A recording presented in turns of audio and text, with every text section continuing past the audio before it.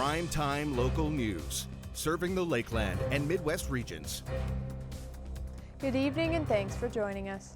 There are 186 new cases of COVID-19 in Saskatchewan.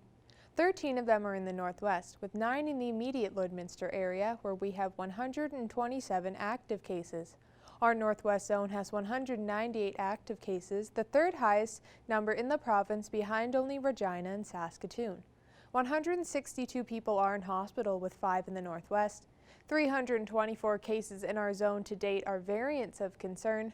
More than 530,000 doses have been administered province-wide, with over 36,000 in the Northwest.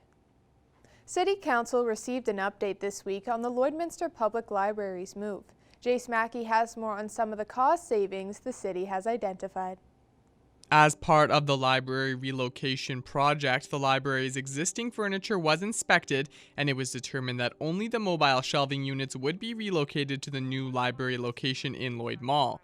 In March, City Council approved a furnishing vendor for the project with a total tender amount of just over $306,000. Often people ask, is the city getting the best buy-in? Are we looking at ways of saving money rather than spending the entire budget? The project team reviewed each item that was part of the procurement to find cost savings. An alternative information desk and side chairs were sourced to reduce the cost. Those decisions have lowered the cost of the bid to just over $273,000, and administration is still working to finalize cost savings. Administration knew what they had for a budget, worked with the library board and the library staff, was able to secure the first round of vendor that was below budget. And after further negotiations and refinement, we came in even below that number. Mayor Gerald Albers believes this shows the commitment of the project partners to be good stewards of taxpayers' money. It shows the value that we're not always coming back saying, oh, we need more money. We've actually been able to shave off. And simply by changing up some choices of desks and tables, shelves, those kind of things, and looking for made in Canada type solutions rather than offshore. The first delivery is expected by mid-June, and while there is no official grand opening date for the new location, City Administration is hoping to have the new location open by the end of June to early July. For Primetime Local News, I'm Jace Mackey. Currently around Alberta and Saskatchewan, grass fires are more prevalent with the dry conditions we're currently experiencing. We spoke with the Britannia Fire Department for tips on how to avoid grass fires.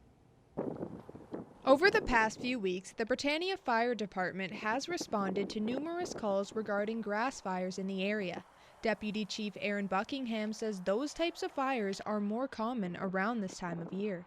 In that time between wintertime and springtime and things greening up, things are brown, all the dead things from the winter, it's a very heightened time. And you can see through most of the province of Saskatchewan right now, there are, significant dangers as far as the index goes for the risk of fire. There is currently no fire ban in the city of Lloydminster, but if you are heading up to your lake or cabin, keep your eye open for hazards near fire pits. And if the fire starts, make sure you have the proper equipment with you to extinguish the flames. We've even told people that don't have an available water source right beside them, have a couple 5-gallon pails of water kicking around. If you can't reach your garden hose to where you are or whatever, fire extinguishers work. They're a great thing to have around. They're easy to move, a lot easier than carrying around a 5-gallon pail of water. But just whatever your situation is, make sure you have the ability to quickly try and prevent a disaster. Another safety precaution that Buckingham recommends is double checking on your fire after you've put it out, because those sparks can potentially start a grass fire. Making sure that it's completely extinguished as you leave it. I think people underestimate how long a fire can burn, whether it's a wildfire or in a pit. It can still burn in the ground and the wind comes up and sparks something and you have a real problem. So I guess, the biggest thing is caution, right? Make sure you've got a way to make sure things are out. Pay attention to it. Watch where the wind's blowing, where those sparks are going from that fire. More information on fire bans around Alberta and Saskatchewan can be found on the City of Lloydminster's website. Now our Connor Chan will take a first look at your weather forecast.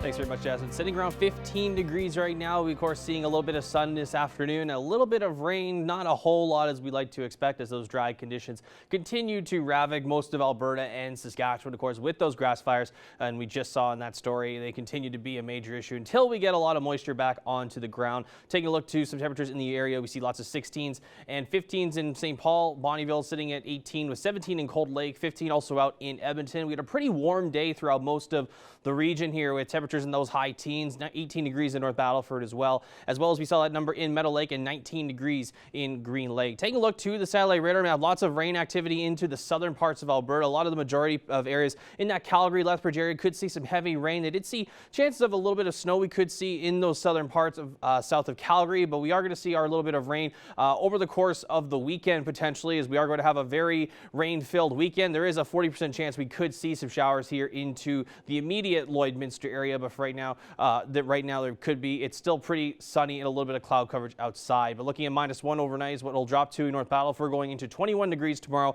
for the daytime high with mostly sun and a few clouds throughout the day. Looking at Cold Lake, 2 degrees overnight with a few clouds, and going into 18 degrees for tomorrow with that sun and cloud mix continuing on. And then going overnight for us here in Lloydminster, we will see some cloud coverage and some more sun again for tomorrow in the 20-degree area, as we are going to be very warm for the next couple of days here as we showcase here over the next 3 days. 22 will be the high for Thursday with that low of 6 degrees, and then potentially for Friday we could have a 60% chance of seeing some rain, as we are expected to get a little bit of rain heading into the end part of the weekend and carrying over into next week as well. So we could see those showers starting on that weekend and carrying over into next week, which is, again, as I said, as I iterated before in the previous shows, we desperately need as it has been pretty dry so far this spring. That is a look at your weather for now. We'll have more primetime local news after the break.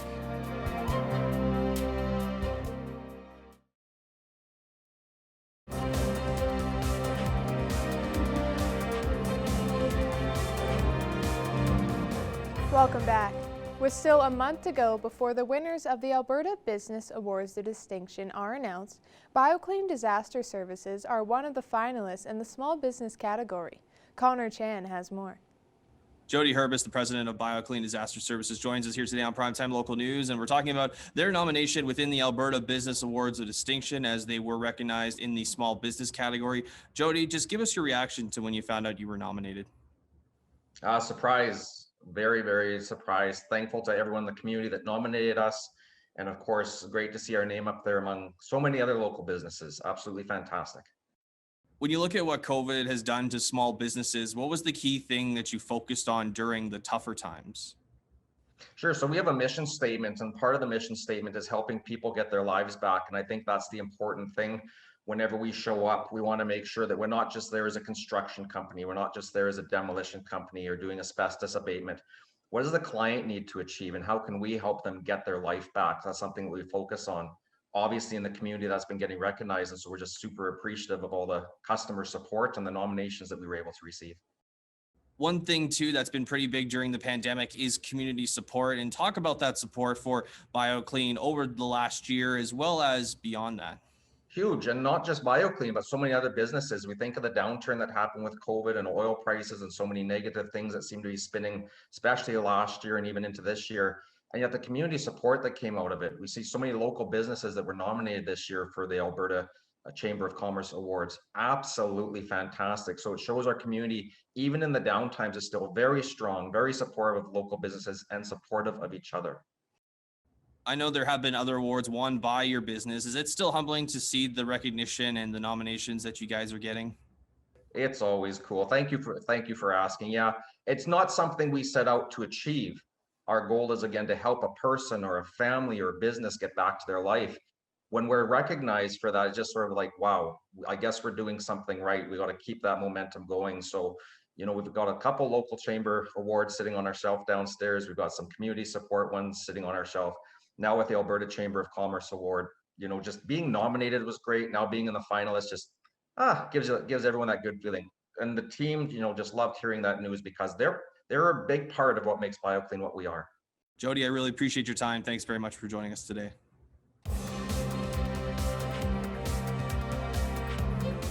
Rolling Green Fairways is asking for a mulligan after being hit hard by Alberta's newest set of restrictions. Evan Kenny has more on what the course would call anything but a hole-in-one. it's the safest thing that people can do, and we've done everything we can to make their experience here as safe as possible, and yet we're facing those additional restrictions. So May 9th, Rolling Green Fairways saw a busy Mother's Day rush of golfers. May 10th, the government of Alberta's new restrictions were in effect, hitting courses like this the hardest. So I can go meet my friends at the park. I can go a kilometer away and meet them for a drink and have something to eat. But you can't socially distance on a fairway, walking down the fairway with 3 of your buddies. Like, it doesn't make any sense. Walker isn't alone in thinking this. Restrictions have been separated to high and low case regions, which could create other problems. We're not sure it's the best to have high case rules and low case rules, because we don't want a bunch of people just grabbing their friends, jumping in a car and saying, you know, we're heading to your low case area to golf where you can golf normally. That doesn't seem that safe either. The city of Lloydminster is a low case region where new restrictions regarding golf are not in effect. Rolling Green Fairways lands just outside of city limits in the county of Vermilion River, which is a high case region. With our proximity to Lloydminster, and we are literally on the cusp. The people that we service are all from Lloydminster. You know, they're all following a different health authority than what we technically are required to follow here. Experts within the golf industry believe last year's rules would suffice. Last year, golf was a standalone. And from what we understand, this year, golf has been grouped in with recreation. So we think we could totally still be a standalone. It's one of the few sports you can do that is very safe. We have had 0 reports back of even a close contact of anything, and nothing is traced back to Rolling Green. We're working very hard with government and with the AHS. We worked very hard advocating over the weekend to say that, you know, we think that we have shown we can run golf the way it's been running in a very safe way. Outdoor activities or outdoor recreation is actually something that we encourage, but we are trying to, of course, limit social contact and interaction between people. So those are the goals that led to that policy. I will ask Dr. Hinshaw and her team to review that.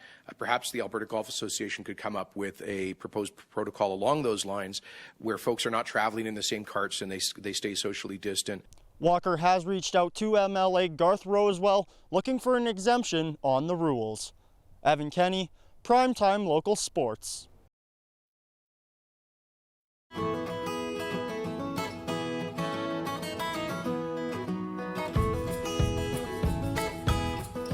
Welcome back, everybody. I'm joined once again with Becca Lawrence from the Lloydminster and Community SPCA, and she's brought along a furry little friend for us again. How are you doing, Becca? Who are we speaking with today? We're doing really good here. This sweet little girl here is Cleo. I'll bring her in for a close-up. She's a little bit shy right now. The other kitties were picking on her a little bit, but she's a sweet little girl. She came into the shelter with actually a group of kitties that they had to be taken from a home sort of situation, but they're doing really good here. Obviously they are getting along, but yeah, I think they had a little tussle with each other right before we started filming today, but that's all right. But she came in with little kittens, so they're all gone and ready for their homes and everything. So now it's just Cleo's turn. Beautiful. Well, that's great to hear. And obviously, you know, animals have varying levels of acceptance of other animals, right? And, you know, like sometimes cats will just, you know, kind of check other cats, you know. They work out the pecking order. It happens. And maybe Cleo is just, you know, a little bit shyer. Maybe she's fine being on the bottom of the pyramid. That's totally fine. Yeah. Beautiful. And so we were speaking, Becca, but last week, you know, you guys had lots of dogs come in and things were really, you know, starting to get full there. But you mentioned off camera that you guys actually got a lot of dogs out of there this week. So do you want to tell us how that all went about? Yeah. So we just had a few that were on hold sort of situation, like just for waiting for their owners to come and get them. So it just seemed like with the spring of warm weather, all the dogs wanted to take themselves for walks. So so we were quite full just for a few days. And then so all of our animals that got reclaimed, they're all home and happy again. And yeah, we just have poor little Miss Gala here still waiting for her perfect forever home. Beautiful. All right. So that's great to hear. And so one other thing we were talking about last week was, it's spring and it's kitten season. And, the SPCA Yes. quite oftentimes is in need of fosters. Now, I understand you've gotten a lot of the kittens out and things like that over the last week. And that's great to hear. But are you guys still looking for fosters? Are you still needing, some people to take some cats in temporarily? Or, how's that situation going? Yeah, no, it's going pretty good. We've had a few come trickle in here and there, but like you were just saying, we gotten rid of some kittens. Found them to their forever homes. We've been putting them up at PetSmart and all those places, and they've been flying out of here. But they're coming in just almost as fast as they're going out. So we've been lucky that the two litters that are now officially all adopted, those two fosters took in I think we had about 8 kittens come in, and there is more that are coming in from the same area. So, it's just cases like that, that we just need a good backup anyway, just in case, we don't have enough fosters for when kittens come in. So we can just get them out of the shelter. They can stay as healthy as can be, and then we can get them to their forever homes when they're ready. Beautiful. Well, there you go. So anybody at home, perhaps, maybe not right now, but if you want to send an email to the SPCA and get signed up for their foster program. So, the next time when, there's a big influx of animals and they really need people, they're not, we're not waiting a week for Pet Project to go and ask people. Yeah. There's already a lineup waiting. Yeah. So, perhaps think about that. And again, recently, Becca, we were chatting about some of the different animals at the shelter. You guys had bunnies and you had guinea pigs. So how are those things going? Do you guys have any of those left, or have lots of those found their forever homes? How are the eclectic animals doing this week? Doing really good, actually, as well. We still have one hanging out over at Pet Value, and then one here and one over at PetSmart. So that's for guinea pigs. So we're down to 3 guinea pigs instead of about 6 now. So that's been nice. And then we have 2 rabbits still in care. So they are one isn't ready for adoption yet, but it's up for viewing. And he's a younger one. He's a little brown, cute little thing. And the other one, her name is Clover. And she's a spunky little thing as well too. She likes people, but she doesn't overly like them in her area. But she's really good. She's been eating up all the vegetables we would give her, and strawberries, things like that. But so we do have the 2 rabbits and the 3 guinea pigs still, but at least they're kind of spaced out and a little bit more room here at the shelter. Beautiful. Well, there you go. If anybody out there is looking for something a little bit different, certainly, get in touch with the SPCA. And just before we go, Becca, one last thing, I got to ask, are there any physical items that you guys need? Anything specific that you're looking for that somebody could make it their good deed of the week? Yeah, absolutely. Like I said, with the kittens, flowing in as fast as they are, kitten food is going out just as fast too with our fosters and just with kittens here at the shelter. So any kitten dry food, wet food is all fabulous. And even puppy food and the wet food would be a good one too. And litter, the non-clumping litter, and then we use the pellet litter as well, or the pellets for the burning stoves kind of thing. The smokers, that's what I'm trying to say. Beautiful. Well, but those are all good things. There you go. So if anybody else sees those on sale while they're out and about grocery shopping this week, maybe pick some up and drop it off on your way home. Now, unfortunately, that's all the time we have for this week, Becca, but I want to thank you. I want to thank Cleo. Cleo, was it right? Correct? Yeah, Cleo. Perfect. I want to thank Cleo. I saw her run off a little earlier, but I want to thank both of you guys for taking time out of your busy schedules to chat with us. Manage your waste and recyclables with Quick Pick Waste Disposal. 100% locally owned and proud to serve and support the communities we call home. Quick Pick, the convenient solution to avoid pollution.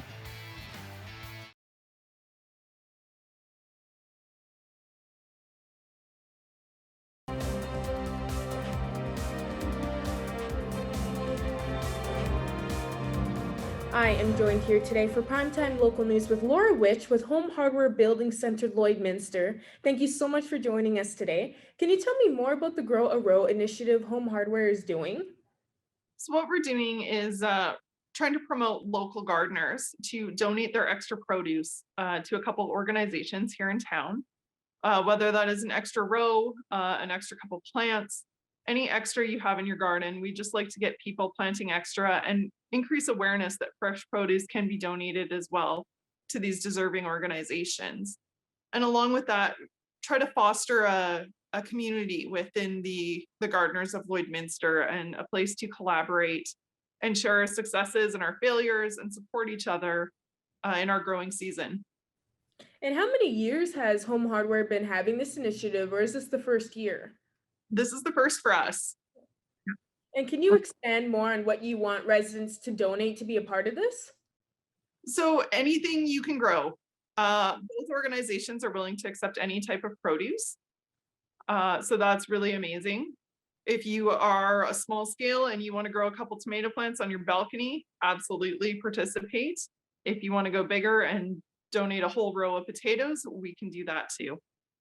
And which organizations will this be helping with? So we chose the Olive Tree and St. John's Community Church just because of their community meals programs.